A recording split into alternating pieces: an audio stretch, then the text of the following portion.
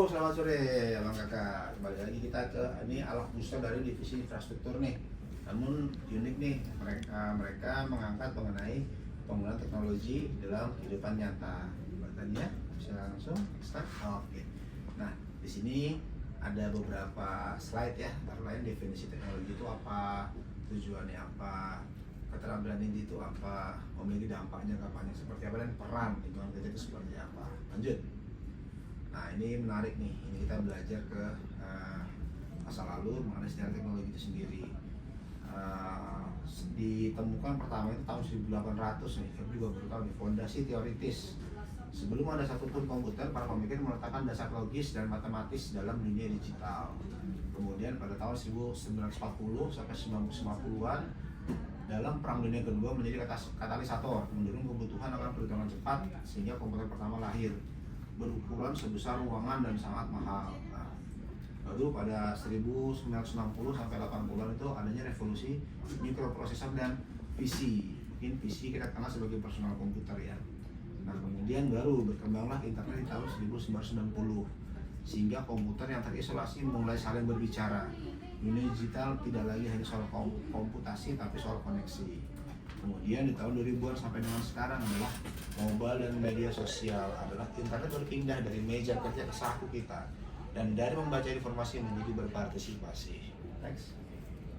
Nah, apa sih dampak positifnya teknologi? Pertama, akses belajar tanpa batas. Kedua, adanya peluang untuk peningkatan kreativitas. Yang ketiga, adanya kolaborasi secara virtual. Yang keempat, belajar untuk adanya penguatan mandiri untuk membangun disiplin dan tanggung jawab. Serta yang kelima adalah jangkauan yang global, memungkinkan siapa saja dan di mana saja terhubung dengan dunia luar. Oke. Tantangannya apa nih dalam penggunaan teknologi? Ternyata selain ada tadi manfaat, ada juga tantangannya nih. Pertama, adanya cyberbullying atau pelecehan, penghinaan melalui media sosial, adanya informasi hoax atau konten palsu yang misalkan yang membaca itu penyebar cepat.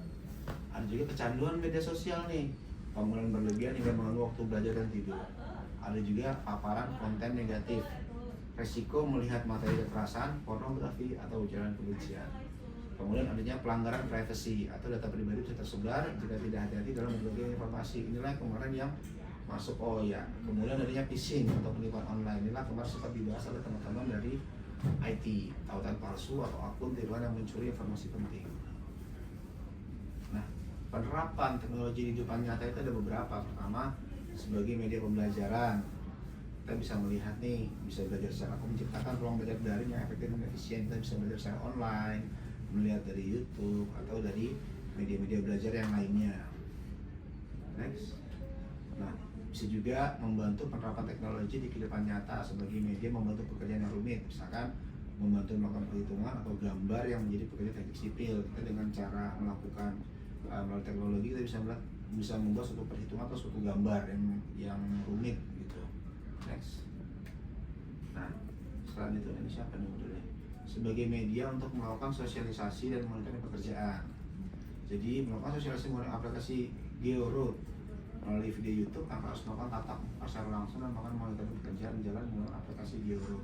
GeoRoad sendiri adalah satu aplikasi yang dikembangkan oleh teman-teman di Palco untuk melihat proses pengerjaan jalan di kebun-kebun yang dimiliki oleh PT Pemkab itu sendiri. Next.